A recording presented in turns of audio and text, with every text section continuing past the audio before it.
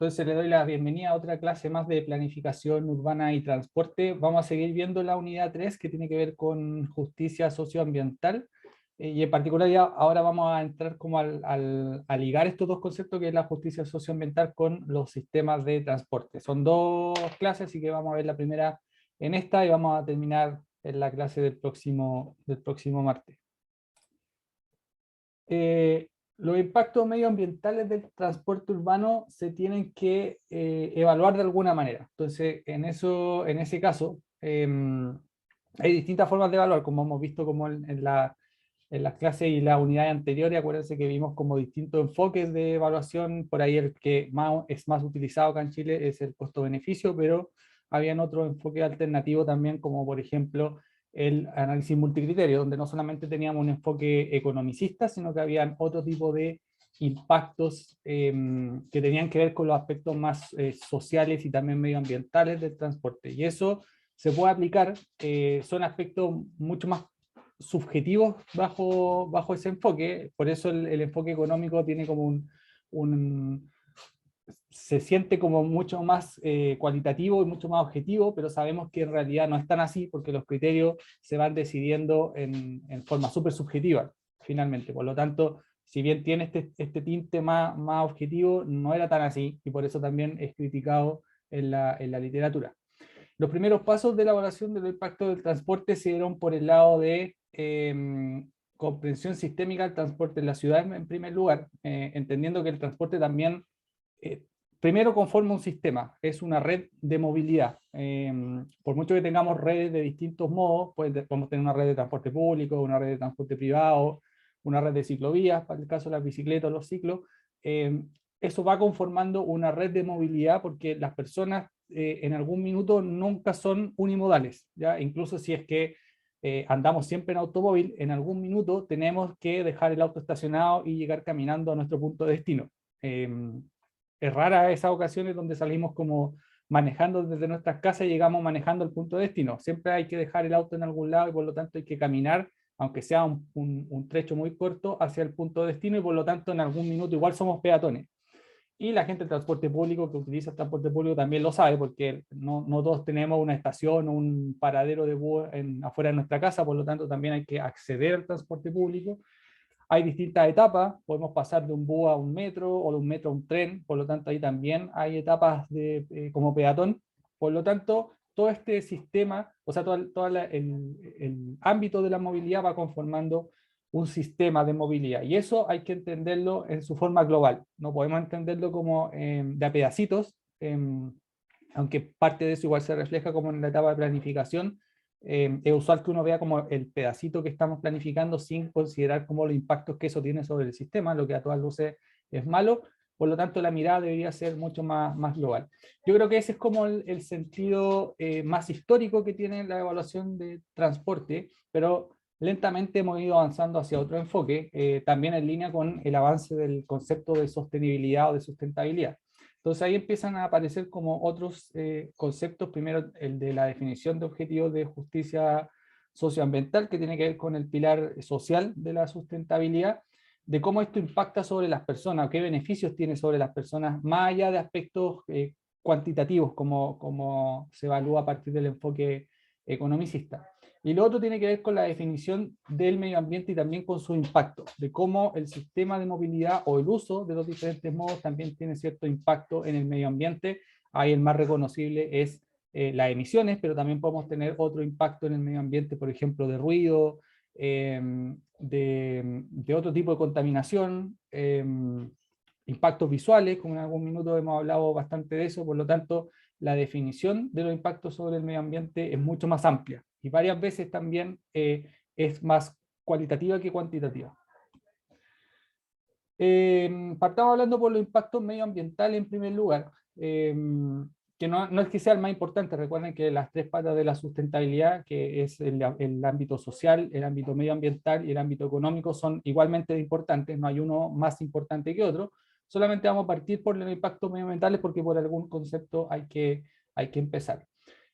Recuerden que el concepto de sostenibilidad o sustentabilidad tiene una definición muy clara, que es cubrir las necesidades humanas del presente primero en forma equitativa, pero también sin comprometer la habilidad de las futuras generaciones de cubrir sus propias necesidades. O sea, por un lado, tenemos que cubrir las necesidades actuales sin que eso provoque desigualdades entre las distintas personas, pero también pensando en las futuras generaciones. Por lo tanto, tenemos una equidad intergeneracional, que en este caso estamos hablando como del aquí y ahora, pero también, perdón, intrageneracional, eso sí tiene que ver con el aquí y ahora, pero también intergeneracional, o sea, entre las distintas generaciones, incluso las personas que todavía no nacen, o sea, tenemos que pensar como en el largo plazo. Y eso en medio ambiente, y en particular sobre el sistema de transporte urbano, tiene como 4 elementos bien distintivos. Primero, minimizar el uso de fuentes no renovables. Si ya las fuentes no van a ser renovables, tratar de llevarlas al mínimo. En el óptimo no deberíamos usarlas, pero sabemos que eso no podemos cambiarlo de un día para otro. Por ejemplo, el uso de combustibles fósiles. Hoy día es cierto que tenemos una tecnología alternativa que podría reemplazar el uso de combustibles fósiles, al menos en el caso del transporte urbano, como es la electromovilidad. Y en un futuro también vamos a tener otro tipo de tecnologías más avanzadas, que puede ser, por ejemplo, el hidrógeno verde, que ya está apareciendo en ciertos sectores, en particular en el sector de la carga, se ve más promisorio avanzar por el lado del hidrógeno verde que por la electromovilidad. Sabemos que la electromovilidad, por ejemplo, requiere una gran cantidad de batería, que no es sustentable en el caso del transporte de carga, porque requeriríamos grandes cantidades de batería con todo el peso que eso implica y haríamos ineficiente entonces la movilidad. Pero en el caso de los vehículos livianos, eso sí es posible porque las baterías son pequeñas y por lo tanto podemos abordarlas a nivel de un vehículo liviano. Por otro lado, tenemos la extracción de materiales para la construcción de infraestructura, que también genera o es fuente de emisiones de alguna manera. Por ejemplo, la producción de hormigón, la producción de cemento o cualquier otro tipo de material que involucre la construcción de infraestructura también tiene una huella de carbono, ¿ya? Entonces, por los dos lados, tanto por el uso del transporte propiamente tal, como también por la creación de infraestructura, tenemos uso de fuentes no renovables o una cierta huella de carbono detrás de eso. Y en el uso de suelo también podemos considerarlo como una fuente no renovable. Hablamos de esto al principio del curso, donde decíamos que el suelo, en algún minuto se asumió que el suelo era un bien infinito, ¿ya? Y eso estaba así en la ley. O sea, nunca había escasez de suelo porque se consideraba que el suelo podía cubrir cualquier necesidad y por lo tanto podíamos extender hacia afuera infinitamente las ciudades. Ese paradigma ya cambió a partir de los años 80 en particular, en el mundo también ha cambiado, hoy día apostamos mucho más por las ciudades compactas, pero en algún minuto el suelo era un bien ilimitado. Sabemos que hoy día ya no es limitado porque hay que limitar la ciudad. Por lo tanto, podemos considerar al suelo como una fuente no renovable y por lo tanto ahí hay que saber muy bien qué hacemos con el suelo, primero para el suelo que es requerido para infraestructura o más generalmente para el desarrollo urbano, hablando en términos más generales, pero también tenemos efectos sobre la fragmentación del hábitat. En cualquier parte del mundo sabemos que hay ciertos ecosistemas que han estado históricamente en ese lugar y por lo tanto la acción del hombre ha ido fragmentando estos ecosistemas de distintas formas. Sin ir más lejos, acá en Santiago sabemos de eso porque tenemos ciertos ecosistemas súper valiosos en términos de flora y fauna, por ejemplo el piedemonte, hay ciertos humedales que están cerca de Santiago y todo eso constituyen ciertos hábitats que de alguna manera han sido intervenidos por la mano del hombre y eso también es, o podríamos considerarlo como uso de fuentes que no son renovables porque definitivamente no están como en todas partes.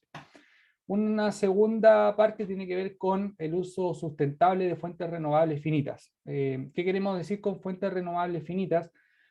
Que estas fuentes se pueden renovar, pero tardan mucho tiempo en renovarse. O sea, viéndolo como desde un punto de vista bien estricto, sabemos, por ejemplo, que la madera de los árboles siempre se puede renovar porque es un recurso renovable. Uno puede plantar un árbol y obtener madera igualmente y podemos reutilizar ese mismo material. Pero el crecimiento de un árbol para la producción de madera tarda mucho tiempo. Hoy día los pinos, eucaliptos, por ejemplo, que se plantan en el sur, las forestales, pueden tardar más de 10 años en crecer. Por lo tanto, si bien son fuentes renovables, porque una vez que las forestales cortan ese pino, lo pueden volver a plantar, y eso es lo que hacen. Hay que esperar una década para tener esa materia prima. Por lo tanto, siguen siendo fuentes renovables, pero se les considera finitas por la lentitud con la que se pueden renovar. Y ahí es donde tenemos este uso de fuentes, por ejemplo, extracción de materiales para la construcción de infraestructura. Ahí tenemos el caso de la madera, que es como el más gráfico, pero también del agua, dado que hoy día tenemos una sequía desbordante, al menos en la zona central de nuestro país. También podemos considerar el agua como una fuente renovable finita. Sabemos que desde el colegio que existe un ciclo del agua. eh, si utilizamos agua de riego, por ejemplo, en algún minuto ese producto que tiene que ver con la agricultura va a entrar a nuestros cuerpos a través de la alimentación, y en algún minuto lo vamos a botar, ¿cierto? Y todo ese ciclo va a volver a la tierra, y por lo tanto esa agua se va a evaporar en algún minuto, volviendo a la atmósfera, y nuevamente va a llover, por lo tanto esa agua vuelve al suelo, y así funciona el ciclo del agua. Pero esos ciclos son irregulares en el tiempo, y hoy día lo sabemos de sobra porque tenemos una sequía. Por lo tanto el ciclo del agua ha tenido ciertos cambios que ya no es tan regular como era antaño, y por lo tanto también se le considera como una fuente renovable finita, que hay que usarla con bastante discreción y bastante criterio.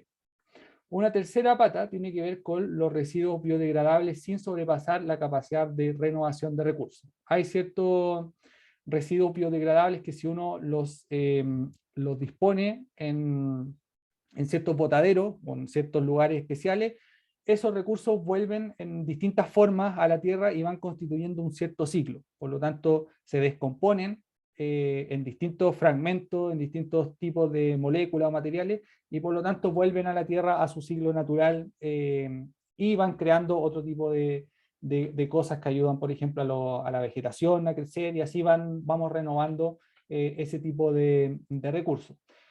Sin embargo, lo que puede pasar es que empecemos a tener tanto residuo biodegradable que la tierra no sea capaz de absorber, y por lo tanto también hay que ser consciente de eso. Acá es como el contrario de la sequía, en el caso del agua teníamos una fuente renovable finita. Acá tenemos residuos biodegradables, que hay tanta residuo, hay un exceso de residuos que la tierra no va a ser capaz de absorber, y por lo tanto va a provocar ciertas inestabilidades dentro de estos ciclos. Ahí tenemos, por ejemplo, el tema del cambio climático con las emisiones de gases de efecto invernadero, porque el CO2 siempre ha estado presente en la atmósfera. Eso es inevitable, porque desde que nosotros respiramos, hace millones de años atrás, o hace miles más bien, miles de años atrás, eh, siempre hemos sabido que, o no siempre hemos sabido, pero ahora sabemos bastante bien que cuando respiramos nosotros botamos CO2. Por lo tanto, el CO2 siempre ha estado presente en la atmósfera. Todos los mamíferos que tenemos pulmones emitimos CO2 a la atmósfera, y lo que pasaba en ese caso era que el ciclo era que los vegetales o cualquier tipo de vegetación capturaban este CO2 y lo devolvían a la atmósfera en términos de oxígeno. Eso hoy día podemos considerarlo como un residuo biodegradable, porque si bien el CO2 se puede degradar en la atmósfera, este exceso de CO2 hace que primero tengamos una capa como efecto invernadero, y segundo, la degradación de ese CO2 no sea a la misma tasa que la generación de oxígeno. Por lo tanto, tenemos un desborde de CO2, y eso la Tierra, dentro de sus ciclos naturales, no es capaz de absorber todo el CO2 que estamos generando. Tenemos otro tipo de residuos biodegradables, por ejemplo, fluidos, neumáticos que están hechos de caucho, y el caucho viene de una planta. Por lo tanto, podemos considerar que el neumático es un residuo biodegradable. Sin embargo, la degradación de eso demora mucho más que en sus condiciones naturales. La goma, que uno la puede ver descomponerse súper rápidamente cuando está en forma natural, cuando está en forma de neumático se demora mucho en descomponerse, y por lo tanto la Tierra no es capaz de absorber toda esta cantidad de neumáticos que estamos produciendo y estamos desechando en nuestros hábitos de consumo. Tenemos impacto en el agua, polución a partir de inundaciones, exactamente lo mismo. El cambio climático tiene como estas dos caras: tiene sequías en algún lado, pero también exceso de lluvias en otro, y cuando eso ocurre, la Tierra no es capaz de absorber esos excesos de agua tan rápidamente, y tenemos inundaciones que provocan desastres socionaturales. O sea, no son desastres naturales, sino que socionaturales, porque tienen una componente social ahí. Polución a partir de sequía, exactamente lo mismo, y cambio en cuencas naturales por causa de la infraestructura. Esto también ocurre, por ejemplo, cuando ponemos embalses y empezamos a inundar ciertas áreas que antiguamente no estaban inundadas, también provocamos ahí ciertos desbalances en los ciclos naturales de la naturaleza. Y por último, tenemos los residuos no biodegradables, y eso no tenemos que sobrepasar la capacidad local de absorberlo y que no tengan efectos adversos, que esto es como lo que tiene mayores impactos, porque la Tierra no es capaz de absorberlo, por un lado, y por lo tanto también tienen impactos súper directos en distintos tipos de hábitat. Tenemos la polución del aire, por ahí tenemos material particulado, los compuestos volátiles, los llamados VOC, los óxidos de nitrógeno, que son componentes que naturalmente no están en el aire. Sin embargo, por la acción del hombre empiezan a circular, empiezan a estar presentes en la atmósfera y por lo tanto agravan el problema del cambio climático. Ruido y vibraciones que tampoco son naturales, sino que son provocadas absolutamente por el hombre. Residuos no biodegradables de vehículos, tenemos por ejemplo otro tipo de fluido, que puede ser, por nombrar algo, el petróleo o el aceite de vehículos, que también se vierte como en los cursos de agua y van contaminando. También tenemos neumáticos en ese caso, que son con otros componentes y por lo tanto no son biodegradables. Y por último tenemos impacto en el agua, que tiene mucho que ver con los fluidos y también con la contaminación de los cursos de agua. Por lo tanto, cuando un curso de agua ya está contaminado y el hábitat no es capaz de absorber estos residuos que no son biodegradables, tenemos una contaminación del agua que es probable que sin acción del hombre, nuevamente como para revertir ese tipo de impacto, naturalmente no salga de ahí ese tipo de impacto. Hablando de implicancias de la justicia socioambiental, porque ya pasamos de los impactos medioambientales, ahora pasamos a la temática de justicia socioambiental. Lo que tenemos que propender es hacia una distribución equitativa de beneficio y de costo. Primero, relacionando el aseguramiento de la accesibilidad igualitaria a las actividades en la ciudad, que promueva una vida plena en un ambiente sustentable, local y global. O sea, acá una de las cosas importantes que tenemos dentro de la justicia socioambiental es asegurar la accesibilidad en forma equitativa e igualitaria para todas las personas. No significa que todas las personas vayan a hacer exactamente lo mismo, porque no todas las personas tenemos las mismas actividades, o nuestro patrón de actividades no es igual entre todas las personas, entre todas las familias. Pero lo que sí tiene que estar presente es que el acceso hacia esas oportunidades sea para todos iguales, o para todos equitativos. No se nos puede quedar gente afuera de ciertas oportunidades debido a que no tiene los medios para acceder a esas oportunidades. Por ejemplo, un trabajo digno, por ejemplo, a una salud o una educación digna, por ejemplo, espacios de recreación o de ocio que también son importantes. Por lo tanto, las oportunidades tienen que estar presentes, más allá de que las personas la tomen o no. A lo mejor no todos, por ejemplo, les gusta ir a caminar a un parque, o no todos van a querer ir a trabajar al centro de Santiago porque le apesta la contaminación o la congestión o qué sé yo, pero esa oportunidad tiene que estar presente en caso de que alguien lo requiera y cambie de opinión. ¿Ya? Eso es lo que es más importante. Por lo tanto, de esto se trata, de ejercer la libertad de movimiento sin, entre comillas, control social, que no solamente tiene que ver con aspectos normativos. Cuando hablamos de control social, uno lo asocia como a la normativa de prohibición de algo.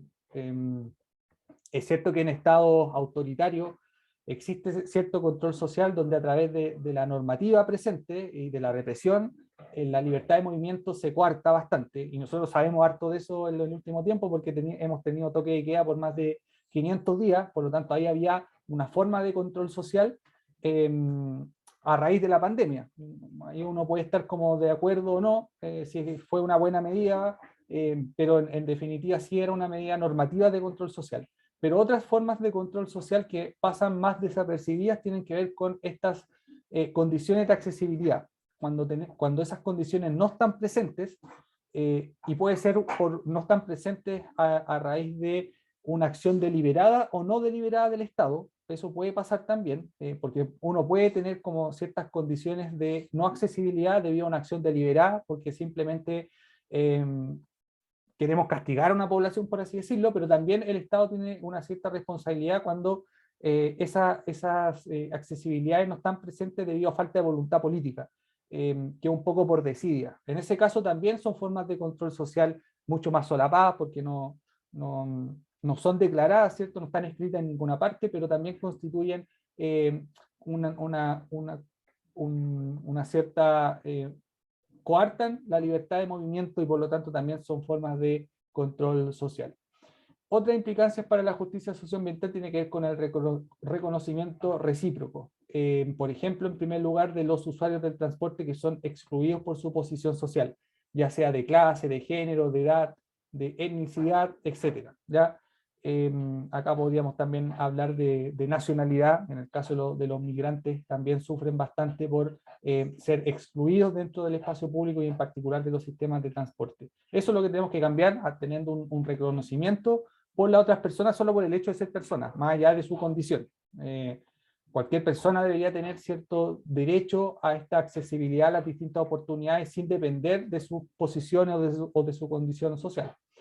Y por otro lado, más allá de las condiciones que tenga cada persona, también de comunidades negativamente afectadas por la operación del sistema de transporte. Ahí se nos viene a la mente inmediatamente las personas que viven como los bordes de la autopista, que también son negativamente afectadas por este tipo de infraestructura, y muchas veces no se les reconoce ciertos derechos solamente por el hecho de que o eso dicen los promotores de autopistas, son necesarias para hacer funcionar el sistema de movilidad y de carga de bienes a través de la ciudad. Por lo tanto, es un costo que tenemos que asumir como sociedad, entre comillas, pero en realidad no lo asumimos como sociedad, sino que solamente lo asumen las personas que viven en los entornos de autopistas. Ese reconocimiento también debería hacerse con este tipo de personas que va más allá de su posición social, es netamente por la localización de dónde viven y de dónde están localizados los proyectos de infraestructura.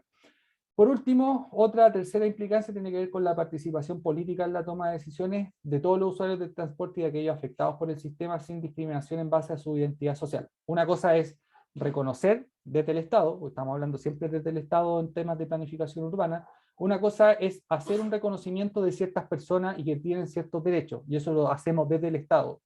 Pero también no solamente tenemos que hacer ese reconocimiento, sino que también tenemos que hacer que las personas participen en las decisiones. No solamente es una acción de reconocer y yo reconozco que ciertas personas están mal y por lo tanto hago un proyecto, lo ejecuto y siempre con la intención, la buena intención de que mejore la calidad de vida de estas personas, pero una tercera implicancia de esto y que va un poquito más allá y que lo hemos estado entendiendo como en los últimos años, es que las personas quieren participar también en la toma de decisiones. Por lo tanto, hay que reconocerlas en primer lugar, pero también incluirlas dentro de este proceso de toma de decisiones.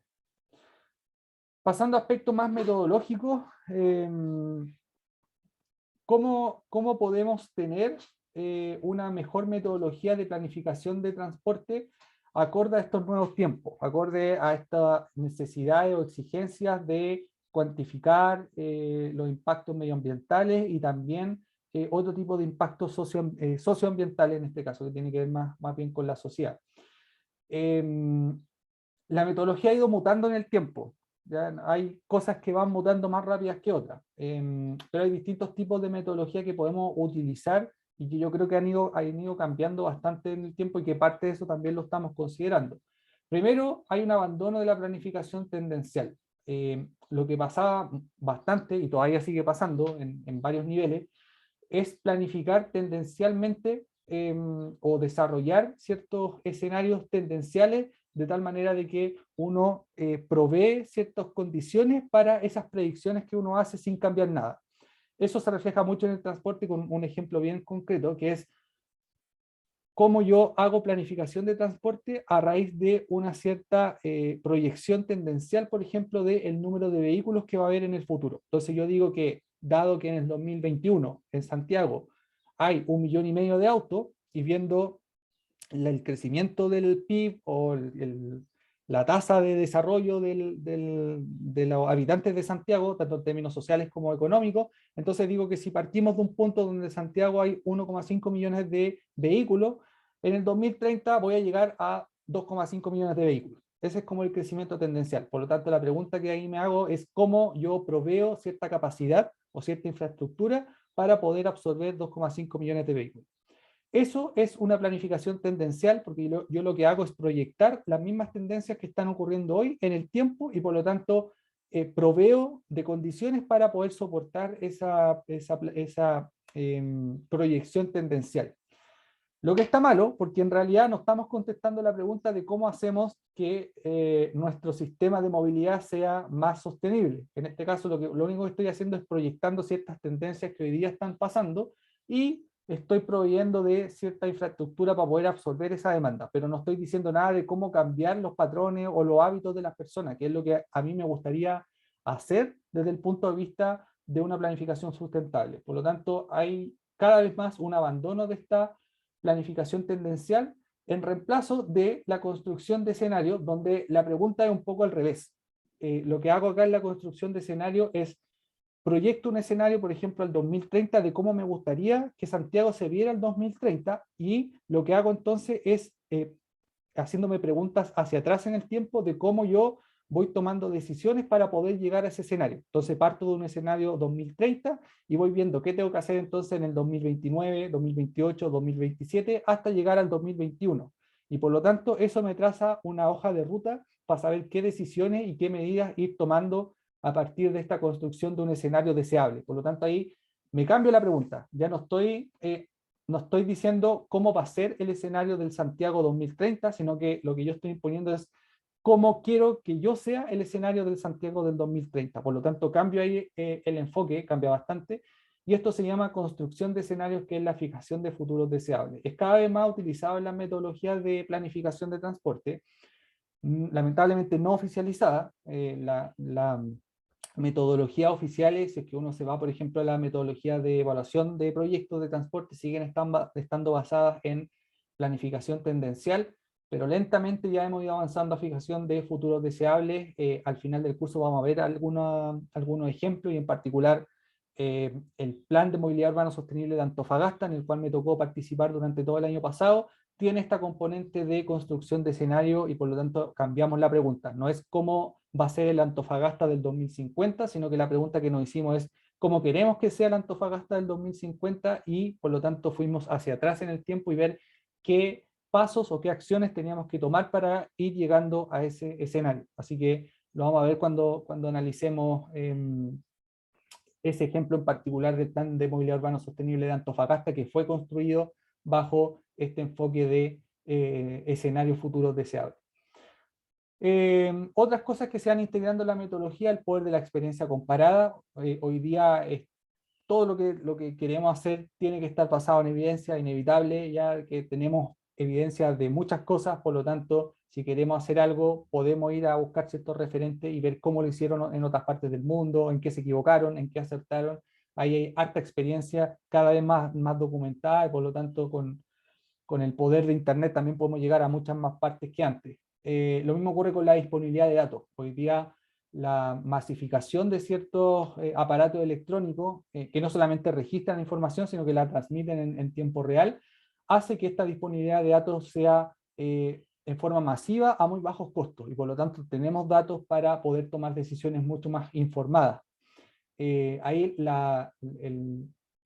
el desafío está más bien en cómo yo soy capaz de extraer conclusiones a partir de los datos, porque la disponibilidad de datos en verdad es súper abundante. Uno puede tener datos de lo que quiera, pero ahí el desafío está en cómo yo analizo esos datos, los tomo, los proceso, y finalmente hago que estos datos me entreguen una información valiosa para tomar decisiones en el futuro. Ahí está como el gran desafío, y para eso también hay distintas técnicas que uno puede aplicar. Otra cosa metodológica también es el enfoque sistémico. En este curso en particular hemos hablado bastante del transporte de pasajeros, pero ¿qué pasa con la carga? Que es una pregunta que siempre surge cuando uno está en el debate del transporte. ¿Qué es lo que ocurre con el transporte de carga?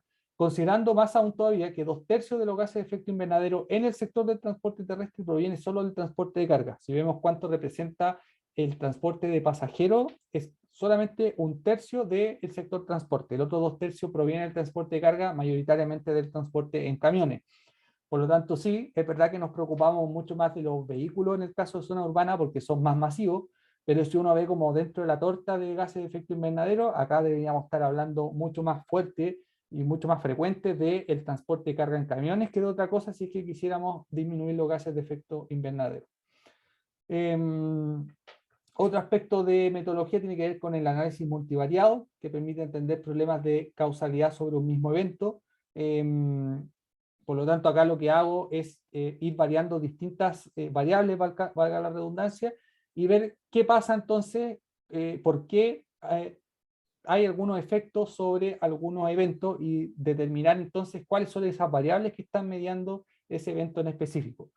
Antiguamente los análisis eran mucho más lineales, ¿cierto? Donde teníamos como poquitas variables que interactúan con un evento y por lo tanto uno tenía modelos bien rústicos, bien básicos, pero ahora con el poder computacional podemos tener métodos numéricos y por lo tanto podemos tener ecuaciones que dependan o modelos que dependan de muchas variables al mismo tiempo y por lo tanto podemos hacer ciertos análisis para determinar cuáles de esas variables son finalmente las influyentes sobre algún evento. Eso ya tenemos el poder computacional para hacer eso.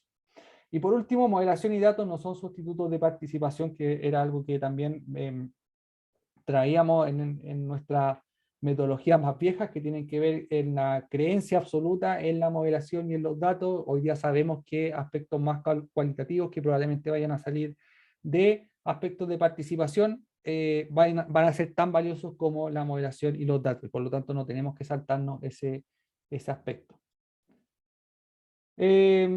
Marco para la equidad en transporte. ¿Cómo lograr mayores de equidad? La respuesta es que tenemos que actuar en variados frentes, como hemos visto a lo largo de este curso. En particular, podemos actuar en 3 frentes. Primero, en la trayectoria urbana, que tiene que ver con las políticas de transporte. ¿Cuáles son estas políticas que dan a luz cierto tipo de lugar y ciertos tipos de sistemas de transporte y cuáles no? Por lo tanto, actuar sobre las trayectorias urbanas, que es súper difícil, es actuar sobre las políticas de transporte y definir ciertas políticas de tal manera de cambiar estos escenarios o de llegar a un cierto escenario deseable, que era lo que veíamos antes.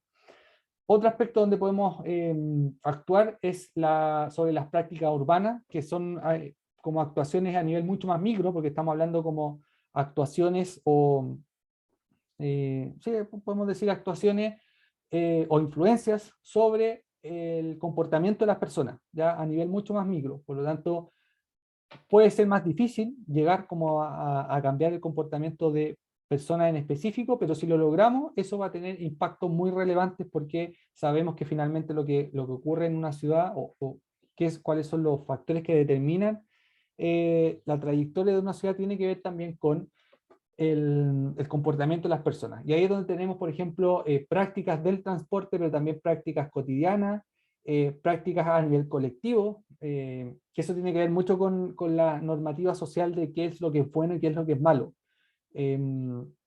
Por ejemplo, solamente por nombrar algo, antiguamente un evasor en el transporte público era muy mal mirado. Quizás ustedes no se acuerdan porque son más chicos que yo, pero en el sistema de micro amarilla, un evasor, alguien que se subía por detrás, por la puerta de atrás de la micro, era muy mal mirado y por lo tanto esa práctica social de enjuiciar al evasor era tan fuerte que finalmente cualquiera que se subiera por la puerta de atrás tenía que pagar el pasaje y iban pagando como, se iban pasando las monedas de mano en mano hasta que le llegaba al chofer y el chofer devolvía el boleto hacia atrás y finalmente le llegaba el boleto a la persona. Por lo tanto, los niveles de evasión eran bastante bajos. Había una sanción social detrás de eso porque la práctica cotidiana o la práctica colectiva en ese caso era de sanción al evasor. Hoy día en el Transantiago eso ya se ha perdido totalmente. Hoy día nadie enjuicia a un evasor, ¿cierto? No hay una práctica social de enjuiciar al evasor. Tampoco sabemos si el evasor evade por una necesidad, lo que también puede ser. No hay que desconocer de que hay personas que simplemente no le alcanza para pagar el pasaje y por lo tanto hoy día ocurren esas dos cosas, ¿cierto? Que hay una mayor aceptación por la evasión a raíz de que hay ciertas personas, y lo reconocemos así, que hay ciertas personas que no pueden pagar el pasaje, por lo tanto uno en la duda, a lo mejor preferimos pensar de que esa persona no paga el pasaje porque no tiene plata para pagarlo, pero por otro lado se ha perdido esta práctica de la evasión mal vista, sino que es simplemente algo que ocurre y por lo tanto en ese caso la práctica urbana de la evasión ya se internalizó dentro de nuestras prácticas colectivas. Tenemos otro tipo de práctica, por ejemplo, la planificación urbana de estamentos profesionales, que es cómo hacemos planificación urbana desde nuestras disciplinas, y cómo estas disciplinas también se han integrado a la planificación urbana. Antiguamente la planificación urbana estaba entregada totalmente al ámbito de la arquitectura, mientras que la planificación de transporte estaba entregada totalmente a la ingeniería de transporte. Eso ha ido cambiando. Ya, por ejemplo, yo que soy ingeniero, también estudié un máster en planificación urbana, entonces los límites se hacen mucho más difusos, tendemos a hablar como un lenguaje similar entre arquitectos e ingenieros, ya no es tan marcado. Se han integrado otro tipo de disciplinas también al ámbito urbano, por ejemplo, la sociología, la psicología, por lo tanto hablamos un lenguaje mucho más común que antes, y ya no es tan raro que uno se pueda sentar a conversar de ciudad con un arquitecto, por ejemplo. Eso ya es súper común y es algo que antes no se daba. Esas son prácticas sociales que se han ido modificando en el tiempo muy lentamente, porque las prácticas sociales se modifican muy lentamente, así que ahí la gracia es como ir empujando ciertas prácticas sociales de tal manera de ir empujando estos cambios, pero estos cambios se van a demorar, es inevitable que se demoren. Y tenemos también prácticas sociales relativas al suelo, el espacio y el medio ambiente. Y por último tenemos factores estructurales, por ejemplo, factores relativos a las identidades sociales. Hoy día, si bien se reconoce como un cierto concepto que es la equidad, no quiere decir que eso lleve a la igualdad, porque no somos todos iguales. Hoy día hay ciertos colectivos que son minoritarios a los cuales se les reconoce ciertas identidades. Y eso es súper valioso porque finalmente no todos vamos a ser iguales, por lo tanto las soluciones no pueden apuntar de la misma forma a todas las personas. Sabemos que hay ciertos tipos de personas para los cuales hay que ir adecuando cierta infraestructura de tal manera que también se sientan integrados. Y por ahí el caso más evidente es el de las personas con movilidad reducida, que antiguamente no eran tomadas en cuenta, ¿cierto?, dentro de los diseños, y si había que hacer una escalera la hacíamos, si había que ahorrarse el ascensor lo hacíamos, para qué decir de pensar en rampas, por ejemplo, jamás, pero ahora ya sabemos que cualquier proyecto de accesibilidad tiene que considerar la accesibilidad accesible y las rutas accesibles para personas con movilidad reducida. Por lo tanto, esa minoría que tiene sus identidades, pero sigue siendo una minoría, también hay que integrarla a la planificación la planificación urbana o de transporte. Y hay otro tipo de factores estructurales relacionados a los sistemas de producción, consumo y distribución.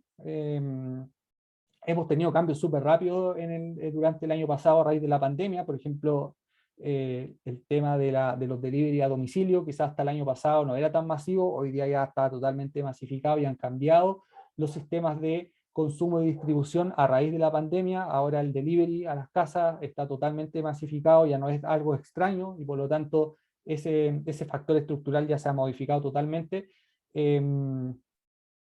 Factores relativos también al entorno físico de la ciudad, de cómo vamos construyendo ciudad. Hoy día la corriente más bien a estar en contra de las autopistas urbanas, por ejemplo. No sé si mayoritariamente, quizás no todas las personas le hace sentido, pero sí yo creo que ahí hemos ido ganando un espacio, al menos desde el punto de vista del transporte sustentable, hemos ido ganando un espacio por propugnar mejores ciudades a partir de mejores espacios públicos y no de las autopistas urbanas. Así que eso también son cambios estructurales que se van dando en el tiempo.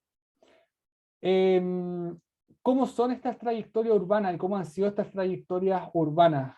Acá vamos a hacer como un poquito de historia y viendo cómo se han desarrollado estas trayectorias a lo largo del tiempo. Primero hay que decir que existen varias trayectorias urbanas, cada uno con un enfoque distinto y también con una visión sobre el transporte y la ciudad.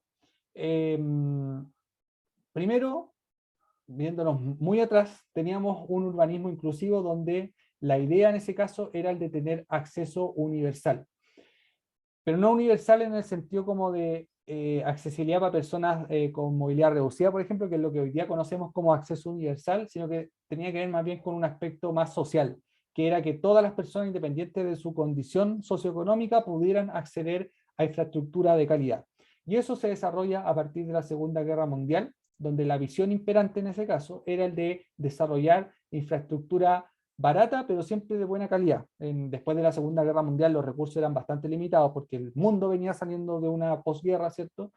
Y por lo tanto eso provoca escasez de ciertos recursos, en particular de recursos económicos, pero también de recursos humanos, recesión en ciertos países, y por lo tanto acá había que apuntar mucho a ser efectivo con la inversión en infraestructura, y por lo tanto acá la visión era de desarrollar infraestructura barata, pero que también fuera de buena calidad y siempre provista por el Estado. No había como una visión de integrar a privados detrás de esto. Había una preocupación por equidad social en ese caso, que era de cómo hacemos infraestructura de tal manera que todas las personas puedan beneficiarse de ella, pero lamentablemente en ese entonces no había como una conciencia medioambiental, por lo tanto había infraestructura buena, pero no había ninguna preocupación por los impactos que esa infraestructura, a pesar de ser buena, tenía sobre los entornos, ¿ya? Y por último teníamos el desarrollo de vialidad, o sea, en qué se refleja este pensamiento, era en el desarrollo de vialidad pública, junto con transporte público barato. Así que lo público en este caso como que tenía un rol bien, bastante relevante. Y ahí es donde, por ejemplo, en Chile, para tener, o para nombrar dos ejemplos bien específicos, por ejemplo, se construyó la Ruta 5, la tradicional Ruta 5, que hoy día ya es una autopista interurbana, pero en ese entonces era un camino público, que unió Chile a través de infraestructura de vialidad. ¿Ya? En ese entonces la Ruta 5 tenía una pista por lado solamente, por lo tanto no era que fuera como un camino de gran velocidad, pero sí permitía conectar Chile de norte a sur, desde Arica hasta Quillón, en la isla grande de Chiloé. Y por lo tanto cualquier persona podía utilizar esa infraestructura, más allá de que fuera de baja velocidad, era de alta calidad, y por lo tanto el estándar de la Ruta 5 tiende a ser igual o casi igual en todo el país, ¿ya? También nace otro ejemplo emblemático de esta época, es el Metro de Santiago. Cuando el metro se empieza a planificar por allá por principios de la década del 60, más o menos, en el gobierno de Frei Montalva, que fue como el vamos en serio con el metro, se tenía esta concepción del metro como infraestructura pública de alta calidad, no importando cuánto fuera el costo. Y así es donde apareció la línea 1 en principio.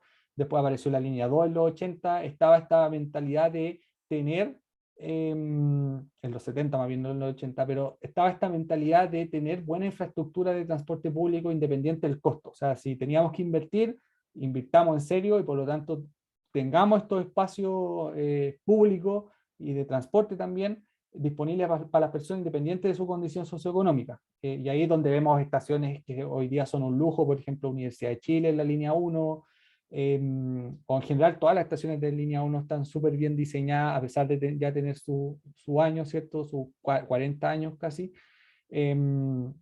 pero siguen siendo como estaciones bastante bonitas, y por lo tanto ahí hay una buena infraestructura, que es muy distinta a la infraestructura que vemos ahora en el caso del metro. Desde los 80 y con la llegada de gobiernos conservadores, las grandes potencias en Estados Unidos y también en el Reino Unido, empieza a desarrollarse el ámbito privado. Y al desarrollarse el ámbito privado, en un principio, si bien seguía teniendo una visión pública de cómo los privados podían incorporarse a este sistema o a estos ecosistemas, seguía teniendo una visión pública al fin y al cabo. Era cómo los privados podían colaborar para tener bienes públicos. Pero lentamente esto se fue degenerando, y eso fue provocando este llamado urbanismo astillado, que tiene que ver con la comodificación del espacio público, o de cómo hacemos que el espacio público se va mercantilizando de alguna forma y se va transando. Esto fue aplicado a través de las políticas neoliberales, que provoca primero segregación de la infraestructura, fragmentación espacial y también institucional de la ciudad. Se empiezan a crear como pequeños espacios que son privados o que son solo accesibles si es que hay recursos suficientes para poder acceder a esos espacios. Y ahí es donde empiezan a aparecer como estas plazas pseudo públicas, pero que son privadas, ¿cierto? El caso de la autopista es más claro, porque en este caso tenemos un sistema de tarificación donde solamente la pueden ocupar las personas que pagan, pero también se empieza como a privatizar el espacio público. No hay preocupación por los efectos socioambientales ni tampoco por los efectos sobre la desigualdad. Por lo tanto, estos espacios o esta degeneración de la colaboración público-privada hace que se empiece a agrandar los niveles de desigualdad, y por lo tanto la capacidad de participar dentro del espacio público está mediada solamente por la capacidad de pago. Acá donde se empieza a aparecer primero la privatización del transporte.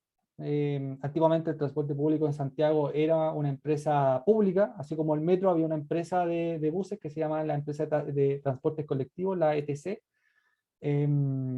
Eso desaparece porque se indica que el Estado es más ineficiente manejando empresas, por lo tanto lo que hay que hacer es introducir competencia a través del sector privado y que eso nos va a llevar a un mejor nivel de servicio. ¿Ya? Lo que en la práctica no siempre ocurre porque para eso necesitamos reglas claras, lo que en un ambiente totalmente liberalizado, con mínimas reglas, eso no ocurre y lo único que hacemos es que tengan, en este caso en los 80, lo único que teníamos era buses compitiendo en las calles por agarrar más pasajeros, independiente del nivel de servicio que tuvieran. Por lo tanto, no se dio esta lógica de mayor competencia, más beneficio para el usuario. Al menos en el caso del transporte público, lo que hemos visto y lo que indica la evidencia como a nivel mundial es que uno necesita regulaciones para poder tener un buen nivel de servicio. Cualquier sistema de transporte público sin regulación está destinado al fracaso porque empiezan a competir por pasajeros en las calles y eso tiene ramificaciones desde carreras en las calles, accidentes, buses en mal estado, porque la preocupación va más bien por trasladar gente independiente al nivel de servicio que sea, por lo tanto, no es bueno tener esta liberalización del transporte público. Siempre se tiene que tener algún tipo de regulación donde el Estado pueda exigir una contraprestación a cambio de ciertos beneficios.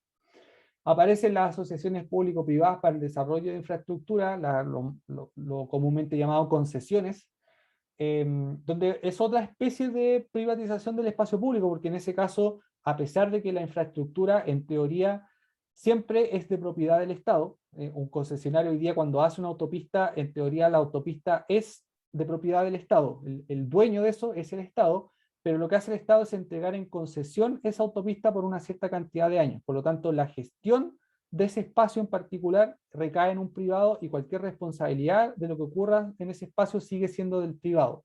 Por lo tanto, por mucho de que el dueño sea el Estado, en ese caso el Estado no tiene mucho pito que tocar porque ya lo entregó al privado y por lo tanto la responsabilidad de cualquier cosa recae sobre el privado. Por lo tanto, las concesiones se pueden ver como un cierto caso particular de privatización del espacio público.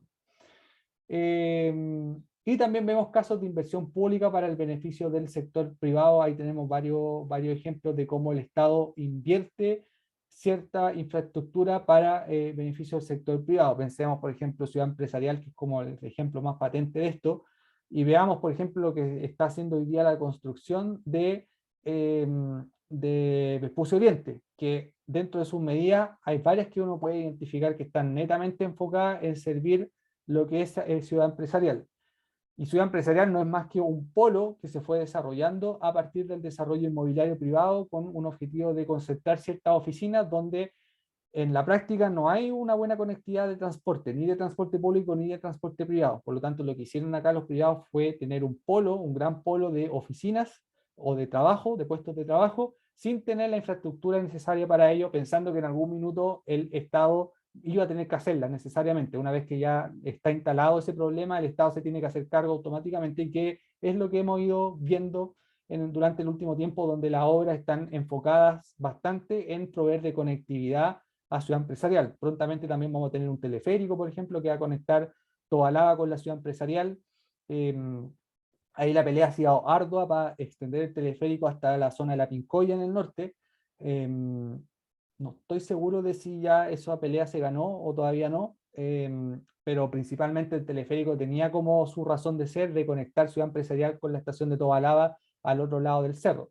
Por lo tanto, acá vemos harta inversión privada, donde después el Estado se tiene que hacer cargo de cómo proveer conectividad hacia esa inversión. Y por lo tanto, nadie pregunta de si el Estado se quiere hacer cargo de eso en realidad. Otra trayectoria urbana que también se vio entre los años 70 y 80, al menos en el caso de Santiago, fue el urbanismo de guetos, que era esta desposesión silenciosa, que se fue desarrollando en paralelo junto al urbanismo astillado de privatización del espacio público, que era donde grandes grupos desposeídos fueron erradicados a las periferias de grandes ciudades. Este gráfico acá es brutal. Cuando uno se pregunta cómo nacen los grandes bolsones de pobreza en Santiago, siempre uno puede citar este gráfico que no indica más que la erradicación de pobladores de campamento del área metropolitana por comuna de origen y destino en la década de los 80, en la primera mitad de los 80. ¿Qué es lo que uno ve acá? Los puntos blancos son donde vivían estos pobladores en campamentos. Y dado que vivían en campamentos, eran asentamientos precarios, la política de ese entonces de la dictadura durante la primera parte de la década de los 80 fue, en vez de localizar a esos campamentos y estos asentamientos irregulares en el mismo lugar donde estaban, lo que hizo fue erradicarlo hacia las periferias. Por ejemplo, acá vemos muchos campamentos radicados de la zona oriente, Ñuñoa, Providencia, Las Condes, que eran suelos muy bien localizados, fueron erradicados, por ejemplo, a poblaciones en La Granja. Vemos también que fueron erradicados hacia poblaciones en Puente Alto, poblaciones en Renca, en Quilicura, en Pudahuel, en Maipú, en San Bernardo, o sea, todos los campamentos prácticamente que estaban bien localizados como en la zona centro de Santiago o en el pericentro, que son estas comunas que van rodeando a la comuna de Santiago, finalmente terminan en la periferia. Y por lo tanto, hoy día, si uno se pregunta cuáles son los grandes bolsones de pobreza que tenemos en Santiago, son exactamente los mismos. Esto es un calco de lo que vemos hoy día, de dónde están hoy día los bolsones de pobreza en comunas de la zona sur, en comunas de la zona suroriente, como es Puente Alto, por ejemplo, acá está Bajos de Mena, claramente identificado. Algunos bolsones en Maipú, por ejemplo, en la Villa San Luis, en San Bernardo también, en Renca, Quilicura, por lo tanto, es prácticamente la correlación es 1 a 1 de entre dónde se fueron estos pobladores de campamentos que estaban bien ubicados en la década del 80. Si hacemos eso y lo comparamos con dónde hoy día están ubicados los bolsones de pobreza, la correlación es prácticamente 1 a 1. Por lo tanto, esto no es casualidad. Hoy día que la gente pobre y la real pobreza esté en la periferia no es casualidad, es parte de esta política de ir erradicando a estos campamentos a la periferia. Y no solamente es erradicando, sino que también tiene que ver con esta creación de ciertos guetos donde se conforman áreas muy hacinadas, que están muy mal ubicadas y sin conectividad. Y eso es lo que ocurre entonces a partir de este proceso. Hay una gran lucha por la inclusión, muchas veces sin fruto, y ya seguimos con grandes extensiones de la ciudad sin mayor conectividad, porque es súper difícil ya en una ciudad consolidada proveer de cierta conectividad. Incluso ni el metro es solución. Quilicura, por ejemplo, hoy día va a tener una extensión de la línea 3, pero solo hasta la plaza, por lo tanto ahí hay que ver cómo conectamos los sectores de Quilicura con la plaza. Renca pasa un poco lo mismo, donde el metro no va a pasar por la plaza, por lo tanto hay que conectar donde hoy día está el centro neurálgico de la comuna con el metro que va a pasar como por un extremo de la comuna. Está la extensión de la línea 4 hacia Puente Alto, hacia Bajos de Mena también, que quizás no es la mejor solución en términos de transporte público, pero va a ser una mejor solución de lo que hay ahora. Está la línea 9 hacia La Pintana y La Granja. Bueno, acá aparece La Granja, pero estas son las comunas antiguas. Hoy día ya esto es La Pintana, no es la comuna de La Granja, se dividió ahí y apareció otra comuna nueva. Por lo tanto, hay ciertos proyectos que tratan de proveer cierta conectividad mejor de lo que hay. Muchas veces no están tan bien logrados, pero sí son un aporte, obviamente, y por lo tanto esta inclusión algunas veces da fruto, algunas veces no, todo depende de las prioridades políticas que haya. Y tenemos grupos que crean maneras informales de conectarse con el sistema de transporte formal o crean sistemas de transporte autónomo. Esto último no se ve tanto acá en Chile. El único ejemplo que tengo a la mano es un sistema de transporte público de la hacienda Larapinta, que está cerca de Quilicura, en Lampa, donde no hay el Transantiago, porque por definición administrativa el Transantiago solamente opera en las 34 comunas del Gran Santiago, por lo tanto si uno se mueve 1 milímetro y ya estamos en Lampa, ahí no opera el Transantiago, por lo tanto esta gente se autogestiona y tiene un sistema de transporte público casi exclusivo, porque solamente sirve ese desarrollo inmobiliario que conecta este desarrollo con el Terminal de La Paz acá en Independencia. Es como el único caso del sistema de transporte autónomo o autogestionado, ¿no? La verdad es que no hay más ejemplos. Lo que sí aparece es el transporte informal, por ejemplo, a través de los taxis colectivos piratas. Acá en Maipú tenemos esos servicios que no son regulados, se ponen en la hora más bien nocturna, ¿cierto? Donde hay más baja fiscalización, y por lo tanto trasladan a las personas a un costo que es sustancialmente más bajo que un servicio regulado, porque obviamente no tienen ninguna regulación y es más barato trabajar de esa forma, y por lo tanto traspasan ese ahorro también a los usuarios. Eso sí, existe harto en Santiago. Yo sé que en otras comunas periféricas también hay taxis colectivos piratas. Tenemos esta trayectoria del urbanismo verde que es mucho más reciente. Yo diría que empieza más o menos como en la década del 2000, pero tiene su auge en la década pasada del 2010, que es la de minimizar daños ambientales. Mitigar el carbono y la seguridad de los recursos dentro del urbanismo astillado, particularmente la mitigación del carbono, es como el objetivo hoy día que hay dentro del transporte sustentable. Hay mucho esfuerzo, mucha fe más bien, puesto en el desarrollo de la tecnología, pensando de que cualquier problema hoy día es posible solucionarlo con tecnología. Y de eso vamos a encontrar harto en este campo. Personas que dicen que la tecnología es lo que nos va a salvar, por ejemplo, del cambio climático. Y por lo tanto no deberíamos preocuparnos mucho porque en algún minuto la necesidad va a ser tan apremiante de salvarnos como humanidad que vamos a inventar cosas para ir mitigando estos efectos del cambio climático. Por lo tanto, no tenemos que preocuparnos mucho por disminuir nuestras emisiones. Eso es lo que dice cierta parte de personas que son fuertemente creyentes en lo que es el desarrollo de la tecnología, cosa con la que no estoy tan de acuerdo porque este problema del cambio climático avanza súper rápido y sabemos que la solución viable en este caso y una solución de fondo es dejar de emitir gases de efecto invernadero, no mitigarlos de alguna manera o disfrazarlos a partir de cierto uso de la tecnología.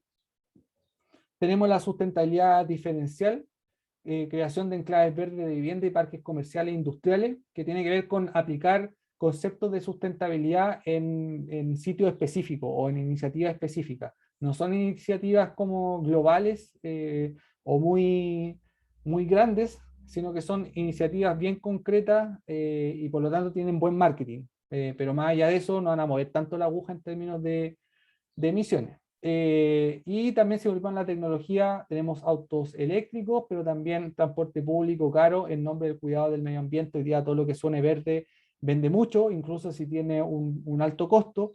Por lo tanto, hay que tener cuidado también con esta trayectoria de minimizar daño ambiental y de cómo la estamos presentando, ¿ya?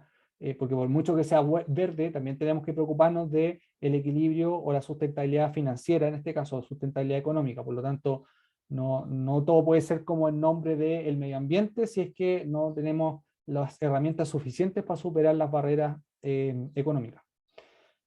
Y por último, tenemos el urbanismo habitable, que yo diría que esto es lo más nuevo que existe. Es como una post-visión verde, post-visión sustentabilidad, que agarra los mejores postulados de la sustentabilidad, ¿cierto? Estos tres pilares fundamentales, económico, social, medioambiental, pero pone en el centro las personas. Y si ponemos en el centro de las personas, eso quiere decir restaurar cierta vida urbana, como volver a un desarrollo mucho más local y mucho más amigable con el medio ambiente, pero desde el barrio, digamos, o desde el ámbito mucho más local.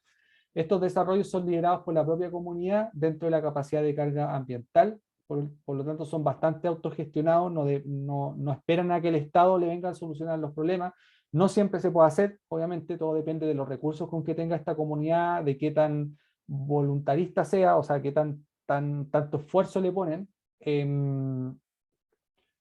Por otro lado, tenemos habitantes que tienen conexiones a redes de infraestructura y medios que hacen posible pagar por servicios mezclado con un cierto sentido de solidaridad comunitaria. O sea, lo que dice acá es que dado que ya hay una privatización de ciertas redes de infraestructura donde hay que pagar para acceder, lo que hay son ciertos subsidios cruzados donde opera mucho la solidaridad comunitaria. Por lo tanto, uno puede ver estos sistemas donde la gente paga un poquito más caro a cambio de que todos entren y todos participen y el que no pueda pagar igual siga teniendo un beneficio detrás de eso.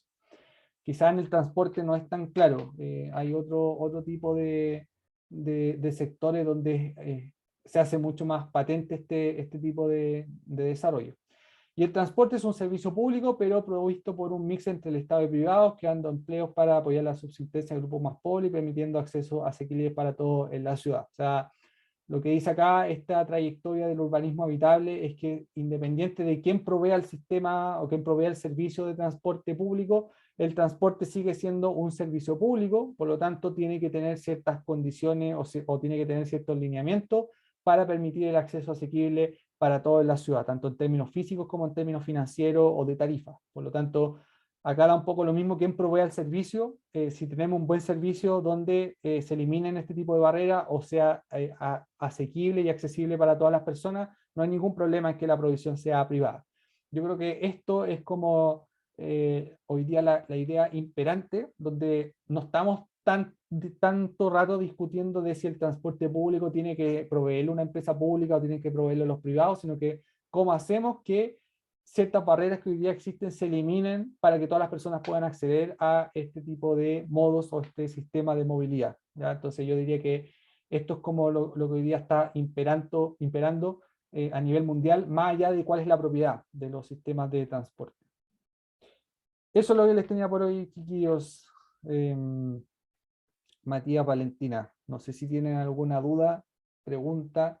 Me pasé un poquito porque eran varias láminas, así que ahí me perdonarán, me pasé 10 minutos, pero si tienen duda, pregunta, este es el momento.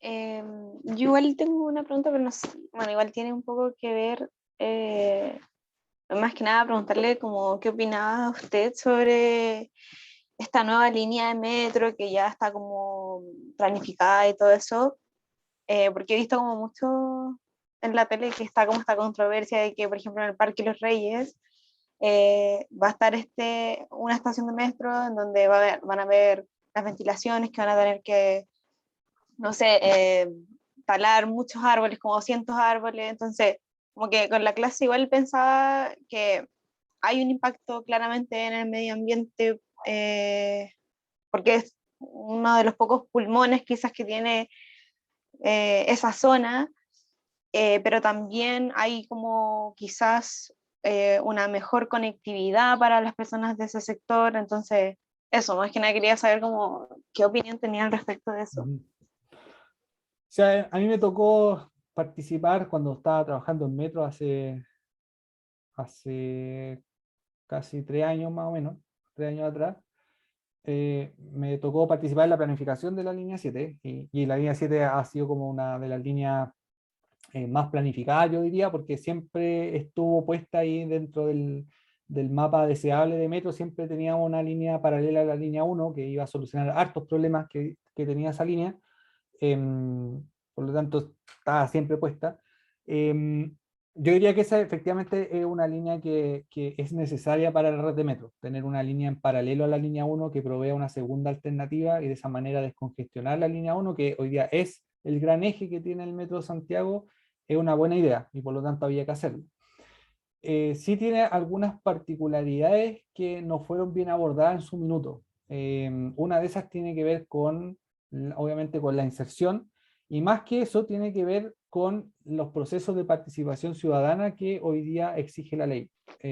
Hoy día el metro hace declaraciones de impacto ambiental y en algunos casos hace estudios de impacto ambiental donde hay una etapa de participación ciudadana que es obligatoria, pero muchas veces no es vinculante. Por lo tanto, se invita a la gente a participar, pero las decisiones que salgan de ahí o las propuestas que salgan a partir de las participaciones ciudadanas no se ven después reflejadas en los diseños. Y yo creo que eso sí genera problemas en el futuro como lo estamos viendo ahora. Si probablemente los procesos de participación ciudadana hubiesen sido mucho más abiertos, mucho más participativos, valga la redundancia, y que quizás tuvieran algún grado de vinculación posterior dentro de los diseños, nos hubiéramos ahorrado bastantes problemas de los que estamos viviendo ahora, lo que estamos observando ahora. Por lo tanto, más allá de que el proyecto sea bueno o malo, ahí podemos tener distintas diferencias. Yo no, desde mi punto de vista, eh, los impactos que tiene el proyecto, primero se pueden modificar.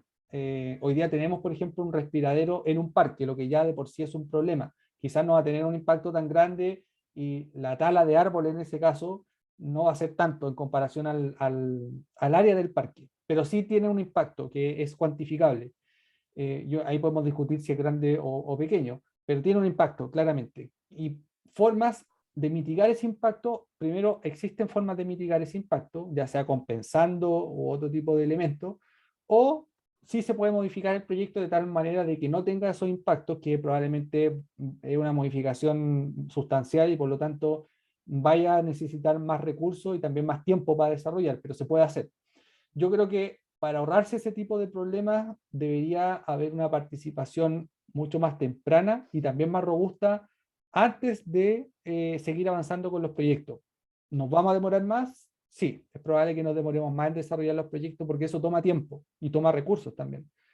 Pero yo creo que la participación robustece este tipo de procesos. Lo estamos viendo acá, ustedes saben que yo trabajo en el municipio y por lo tanto lo vemos a diario acá, que cuando queremos sacar un proyecto tiene que ser validado por la comunidad. Hoy día ya no es aceptable que venga una institución del Estado, cualquiera sea, sea un municipio, sea una empresa pública, sea el nivel central, ya no es aceptable que alguien venga con un proyecto y lo imponga en una comunidad. Hoy día todo tiene que ser validado por la comunidad, tiene que ser trabajado, porque de esa forma se robustecen los proyectos y en el último caso nos demuestra que los proyectos no eran tan buenos, porque definitivamente cuando los proyectos afectan a las personas y uno no sabe o no conoce los entornos, uno puede tener buenas intenciones, pero si es que la idea, por mucho que en el papel suene buena, después cuando las vamos a conversar con la comunidad, tienen ciertos reparos y tienen ciertos reclamos y por lo tanto el proyecto es derechamente malo, pero a pesar de que nosotros teníamos una buena actitud frente a eso y teníamos buenas intenciones,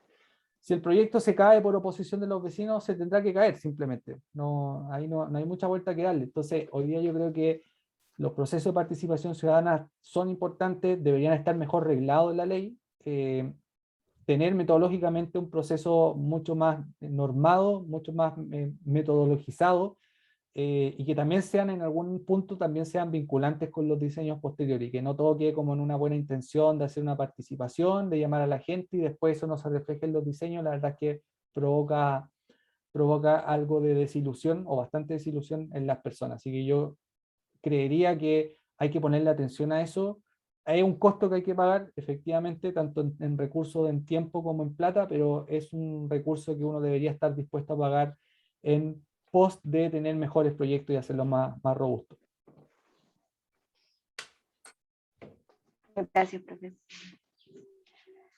Sobre eso mismo, profe, o sea, sobre lo mismo que comentaba Valentina, yo vi por ahí una propuesta así bien al aire de que ¿Ya? los respiraderos las ventilaciones se podían hacer en la calle. Ujú. Y no sé qué tan factible es la realidad mover en vez de hacerlo en el parque, hacerlo en la calle, porque igual implica cerrar calles, que perjudica no solo a automovilistas, sino que a los residentes y a ciclistas incluso en algunas, quizás. No sé qué tan factible será realmente.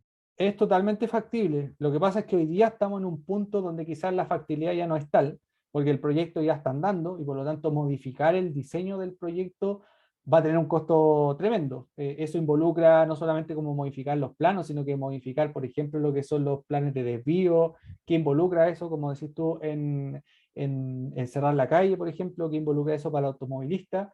Y eso va a tener un costo que probablemente hoy día el costo de hacer eso sea mucho más grande de lo que hubiera sido hacerlo eso hace 3 o 4 años atrás con un proceso de participación ciudadana donde hubiéramos visto que quizás no era tan tan buena idea poner un respiradero en un parque y a lo mejor podríamos haber buscado en ese minuto otra, otra opción de poner el respiradero en otro lado donde no tuviera tanto efecto sobre el parque o nulo efecto sobre el parque.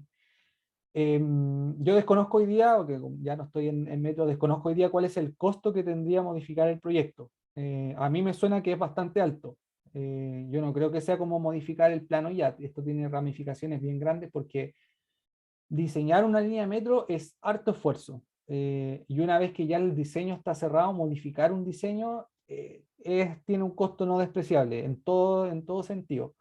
Y ciertamente sería retrasar el proyecto. No estoy diciendo que sea retrasar 4 años, como dijo el presidente del metro, yo dudo que sean 4 años, probablemente sean un año y medio a lo más, pero sí tiene un costo, que ya hay que cuantificarlo y por lo tanto, en este punto yo no sé qué tan viable sea, si es que uno pone en la balanza, qué tan viable sea cambiar el diseño en este punto. Yo creo que se tendría que haber hecho mucho antes. Hoy día yo no tengo las herramientas técnicas como para decir si es factible cambiarlo o no, poniendo en un lado la balanza de que el diseño ya está hecho, y está cerrado, las obras ya comenzaron y por lo tanto cambiarlas sobre el camino probablemente tenga ramificaciones bien importantes. Yo no tengo esa conexión hoy día como para decir si eso es costoso o no. Y bueno, si uno pone en la balanza eso, y alguien que tenga todos los datos, si alguien pone en la balanza y vemos cuáles son los pros y los contras de cambiar un respiradero del metro y ponerlo en la calle, yo haría ese análisis de todas maneras. Y si veo que vale la pena hacerlo, bueno, es parte también del desarrollo de los proyectos, hacerse responsable de las inserciones dentro de la trama urbana, y eso también es parte de tener cierta responsabilidad con los entornos y con los vecinos y vecinas que viven en esos entornos. Así que yo haría ese análisis de todas maneras, no es que me cerraría como a decir, no, sabes que el diseño está cerrado y ya, si no lo dijeron en la etapa de participación, ya pasó la vieja. Yo no tomaría como esa opción, sino que haría el esfuerzo de cuantificar qué significa esto y tomar la mejor decisión teniendo todos los elementos sobre esa balanza. Como digo, hoy día no tengo los elementos para decirlo. Habiendo estado en metro, conociendo también lo que significa, yo creo que con todo lo que hemos visto en la prensa no están como todos los datos disponibles como para que uno pueda decir de si es factible o no. Ahí la empresa sabrá qué tan costoso va a ser. Pero al menos yo creo que la empresa sí debería hacer ese ejercicio.